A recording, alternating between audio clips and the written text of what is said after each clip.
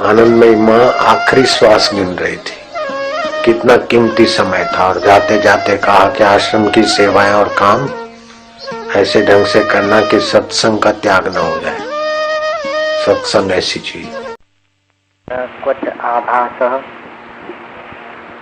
क्व साध्य क्वच साधनम आकाशस्य धीरस्य निर्विकल्पस्य सर्वदा। ये अष्टावक्र संहिता का एक बढ़िया श्लोक है। अष्टावक्र मुनि परमार्थ से नीचे उतरकर कभी बोलने का ख्याल नहीं करते। जब जब बोलते हैं तब एकदम टॉप की बात बोलते हैं।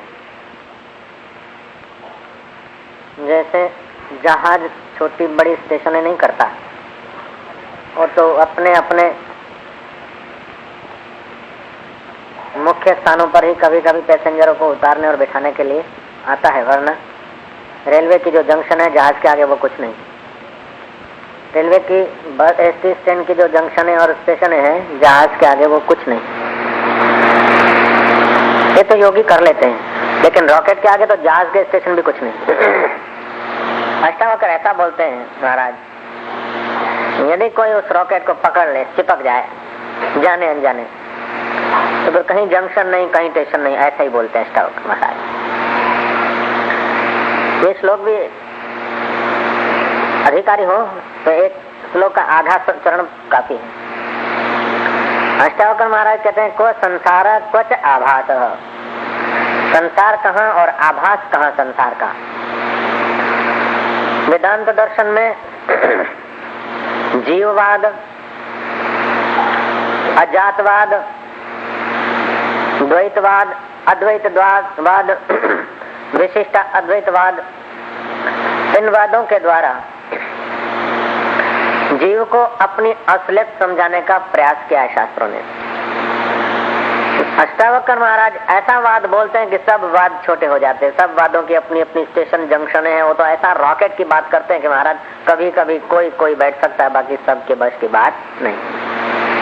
कौन बैठ सकता है रॉकेट में? कौन बैठ सकता है? जिसको हवामान झेलने की क्षमता हो, जिसके पास कुछ सूचन लेने की क्षमता हो, सूचन देने की क्षमता हो, वाच्यार्थ को सुने लेकिन उसका लक्ष्यार्थ लेने की क्षमता हो। जैसे वाच्यार्थ और लक्ष्यार्थ क्या होता है?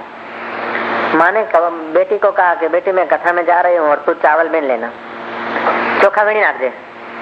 छोड़ी चोखा नहीं वीणे, एमांथी पथरा वीणशे। ચોખા વીણે તો વાચાર્થ લીધો કહેવાય અને પથરા વીણે તો લક્ષ્યાર્થ લીધો કહેવાય। હું જોઉં છું કથામાં, અને તું આટો દળાવી આવજે।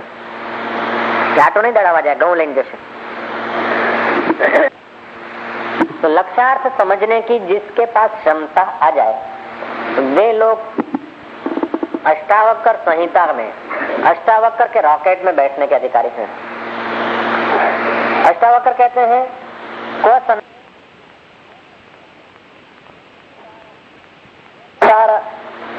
आभासः क्व साध्यम क्वच साधनम। साधने योग्य संसार में अथवा लोकांतर में क्या है? पाने योग्य कोई क्या चीज है? आभास क्या है? संसार क्या है? जब एक परमात्मा है तो ये कल्पनाओं के राज में कब तक बिखरते रहोगे? आकाश को छोड़कर तुम कभी कहीं गए नहीं। कितनी यात्राएं करो, कितने महल बांधो, हवा में बांधो चाहे भूमि पे बांधो, हवाई किले बांधो चाहे मिट्टी के किले बांधो, लेकिन आकाश को छोड़ के तुम्हारा किला कहाँ जा सकता है? ऐसे तुम परमात्मा को छोड़कर कब कहाँ गए हो? जब सब परमात्मा है तो पाने योग्य क्या है और छोड़ने योग्य क्या है? ये बात वही व्यक्ति समझ सकते हैं जिनके पास 4 खजाने मौजूद हैं। 4 खजाने चाहिए। राजा वही हो सकता है जिसके पास सेना हो, खजाना हो, अनुशासन करने की क्षमता हो और धर्म को जानने का कुछ रहस्य, वही राजा बन सकता है। लल्लू पंजू बनेगा तो पुण्य नाश करके थप्पड़े खाएगा। बीरबल ने कहा अकबर को कि महाराज राजा बनना कोई जैसे तैसे बात नहीं है। जैसे तैसे क्यों? मेरे को तो खुदा ने बना दिया। बोले खुदा ने ऐसे ही नहीं बनाया, खुदा ने कुछ देखा होगा। राजा की बात सब मानते, हमारी नहीं मानते। बोले तुम्हारी भी मानते, बीरबल तो बीरबल रहा होगा। बीरबल ने कहा अच्छा हमारी मानते हैं तो देख लो मजा, हमारी बात मानते कि तुम्हारी मानते हैं। बैल बजाया, नौकरों को बुलाया, बोले राजा साहब को 2 थप्पड़ मार दो। वजीर का ऑर्डर है, राजा साहब को 2 थप्पड़ मार दो। नौकर देख रहा है कि अनु तो खशुजन मने घेर मोकल रहे हैं, मेरे को फांसी पे चढ़ाना है। अकबर धमकी से कह रहा है कि ऑर्डर इज ऑर्डर। तो देख रहा है सिपाही का जो आगेवान था वो जैसा तैसा व्यक्ति नहीं था। बीरबल के ऑर्डर से न जाने उसने कितने युद्ध खेले, बीरबल के ऑर्डर से न जाने उसने कितनी उथल पाथल कर दी होगी। बीरबल करता है कि राजा साहब को 2 थप्पड़ मार दे। एक बार कहा वो आदमी खड़ा है ज्यों का त्यों। दोबारा कहा कि मेरा ऑर्डर है, नहीं मार रहा है। तीसरा कहा है कि ऑर्डर नहीं सुनता है, राजा को थप्पड़ मार दे दो। अकबर की चित्त हो गयो, क्या मैंने थप्पड़ मारा, मेरे को थप्पड़े लगाता। अरे तू क्या देखता है, बीरबल को 2 ठोक दे। तो सिपाही ने रख दी। बीरबल थप्पड़ खा के भी अकबर को सिखा रहा है उपदेश। ऐसे गुरु लोग होते हैं, थप्पड़ खा के भी ज्ञान देने को राजी हो जाते हैं।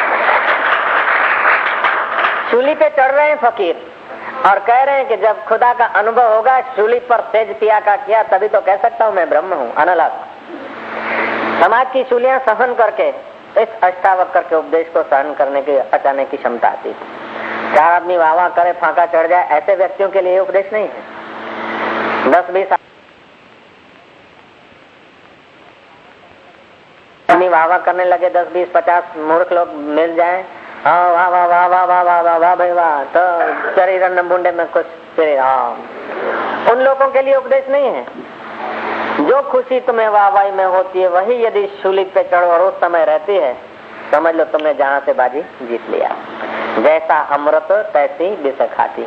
दूध में पैर धुलवाना कोई बड़ी बात नहीं है, लेकिन शूली पे सिर चढ़ाना बड़ी बात है। को संसार कुछ आभास हो। 4 खजाने चाहिए। कौन से 4 खजाने?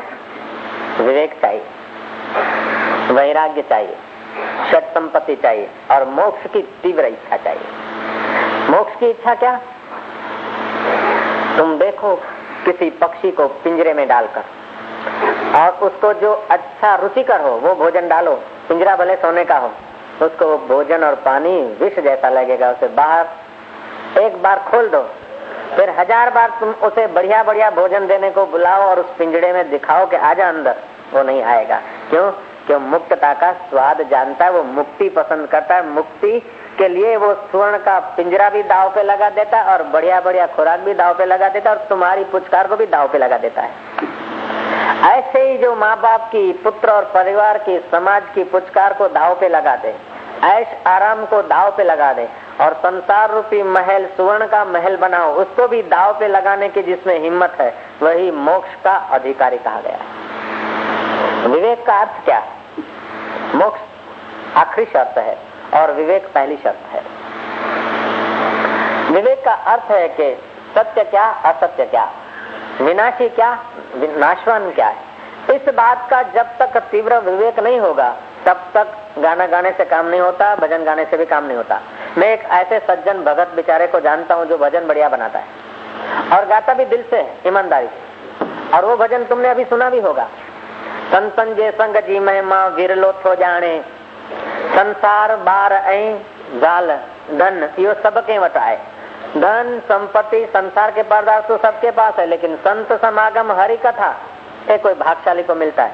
लेकिन उस सज्जन से मैं पूछूंगा कि उत्तरायण के पतंग का रविवार संतों से बढ़कर है कि पतंग बढ़कर है? श्री राम, तो श्री राम। ईमानदारी से कहना जरा, ईमानदारी से कहना है। विवेक का अर्थ है कि एंड मौके पे जो काम दे, गुरु मथे की लगड़ मथे, सत्संग मथे की सत्संग, इतवार का सत्संग ज्यादा है कि इतवार के 25-50 रुपए कमाई ज्यादा है कि जरा तोलना। जब 25-50 मीठे लगते हैं या 100-200 मीठे लग रहे हैं तो तुमको परमात्मा की मिठास का पता ही नहीं। ये उन लोगों ने साक्षात्कार किया जिन्होंने एक इतवार नहीं, पूरी जिंदगी के इतवार, केवल इतवार नहीं, सोम मंगल बुध गुरु शुक्र शनि, हफ्ते के हफ्ते और महीनों के महीने, वर्षों के वर्ष परमात्मा के लिए दांव पर लगा दिए। उन लोगों के लिए ये अष्टावक्र का उपदेश। बच्चों ने लिख रखा है इसलिए बोलना तो मेरा कर्तव्य है, वरना हम लोगों के लिए ये उपदेश नहीं। हम लोगों के लिए अष्टावक्र संहिता का उपदेश नहीं है।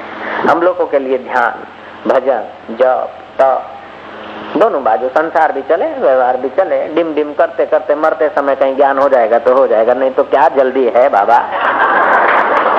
जल्दी क्या है। हम न होंगे तो संसार का क्या होगा, हम न होंगे तो पतंग का क्या होगा, फिरकी का क्या होगा, बच्चे का क्या होगा, पत्नी का क्या होगा। भाई सब करना है ना, क्योंकि सब करने के लिए तो जन्म मिला है।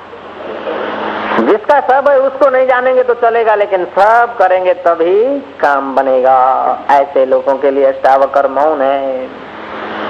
कृष्ण बोलते हैं विमूढ़ा नानुपश्यन्ति, जो विमूढ़ लोग हैं, जो माया और पदार्थ को परमात्मा से ज्यादा मूल्य दे बैठे हैं, जो मान को, यश को, पैसे को परमात्मा से ज्यादा मूल्य दे बैठे हैं, उन मूढ़ों के लिए ब्रह्म ज्ञान नहीं है, ऐसा कृष्ण कहते हैं।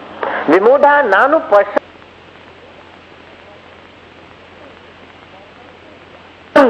पश्यन्ति ज्ञान चक्षुषा।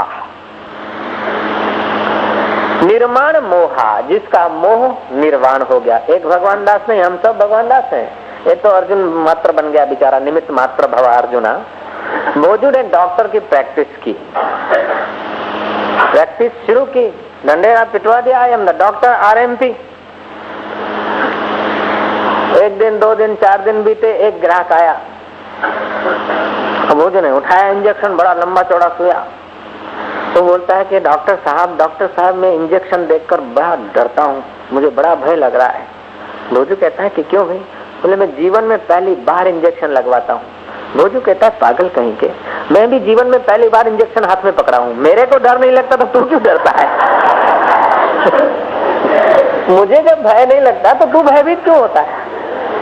बोले डॉक्टर साहब मुझे फायदा होगा कि नहीं होगा, कैसा रहेगा? बोले मैं अब तुझे क्या बताऊं, मेरे पास एक बार जो आया ना फिर कभी नहीं आया, इससे मैं तुझे गारंटी दे सकता हूं कि मेरा एक ही इलाज है। माया के हाथ जो एक बार आया वो प्रभु के द्वार कभी नहीं पहुंचा।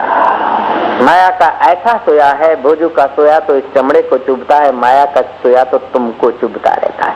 दिन को भी चुभता है, रात को भी चुभता है, सुबह भी चुभता है, शाम को भी चुभता है। फिर भी आदत जो पड़ गई है, बार बार कोई जगह पर तुम डंक लगाओ। तो मधुमक्खी पालने वाले लोग जानते हैं कि शुरू में जब मधुमक्खी का स्टडी करते हैं ना, तो 2, 4, 10 डंक लगते हैं तो बुखार आ जाता है। 10-20 डंक खाने के बाद मधुमक्खी के डंक खाने की क्षमता आ जाती है चमड़े में। ऐसे ही माया के, क्योंकि मधुमक्खी जो है मीठी मीठी मध जो है, तो ऐसे ही मीठी मीठी जो माया है, इसके डंक खाते खाते हम इतने लेढ़े हो गए, इतने नकट्टे हो गए कि अब माया के डंक हमको डंक ही नहीं लगते। जिस दिन डंक नहीं होते उस दिन बोलते कि आज तो नवरा बैठा से बग्गा सा आवे। जिस दिन विश्रांति का होता है, इतवार का होता है, छुट्टी का दिन होता है, उस दिन ज्यादा लंबा चौड़ा प्रोग्राम होता है। और दिन तुमको इतनी थकान नहीं होती जितनी छुट्टी के दिन होती है। ईमानदारी से देखना जरा, सत्संग में जाने वालों के सिवाय का जीवन देखो कि और दिन इतना विलासिता नहीं होती, और दिन इतना माया का मिलने जुलने का बिखराव नहीं होता जितना छुट्टी के दिन होता है। क्योंकि खालीपन खूंजता है, अकेलापन खूंजता है, बिना डंक का दिन खूंजता है। तो यह शर्त है सौभाग्यशाली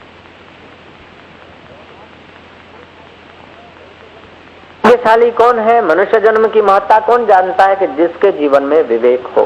विवेक क्या? आत्मा अविनाशी है, आत्मा शाश्वत है, और उससे सिवाय की बाकी जो चीज है वो नश्वर है। अविनाशी आत्म अमर जग ताते प्रतिकूल, ऐसो ज्ञान विवेक है सब साधन को मूल।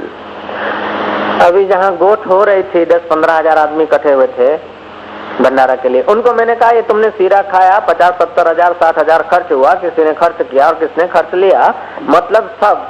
जीवन में और भी कई प्रसंग आएंगे, लेकिन जो प्रसंग प्रारंभ हो और प्रसंग का अंत हो, उस समय दूसरा तुम कुछ न याद रखो। इस कथा के सब तुम दृष्टांत याद न रखो, सब श्लोक याद न रखो, सब उपनिषदों के वचन याद न भी रहे तो हरकत नहीं। केवल तुम इतना तो करते रहना आज के सत्संग का साथ कि ट्रेक्टर મળ્યું પછી શું, બળદિયાની જોડી થઈ પછી શું, ખેતર વધ્યું પછી શું, લાડી આવી પછી શું, વાડી આવી પછી શું, ઘરનું ઘર થયું પછી શું, આખું ગામ આપણે હામાં હા કરે પછી છેવટે શું ખાધો કાઢ્યો। ये गहराई से सोचना। लड़का तुम्हारी आज्ञा में चले, पत्नी तुम्हारी बस छाया के माफक है, आखिर फिर क्या? तुम्हारे पास रुपए इतने हैं कि तुम महाराज चलते हो तो सीधे हिमालय रुपयों पर पैर रखते रखते पहुंच जाओ, इतने तुम्हारे पास रुपए हो। और तुम्हारे मित्र और साथी इतने तुम्हारे पर कुर्बान जाते हो कि वो बिक जाए और तुम उनके सिर पर पैर रख के पहुंचो, इतने तुम्हारे मित्र और तुम्हारे कहने में चलने वाले लोग हो। पर तेथी शू, छेवटे शू?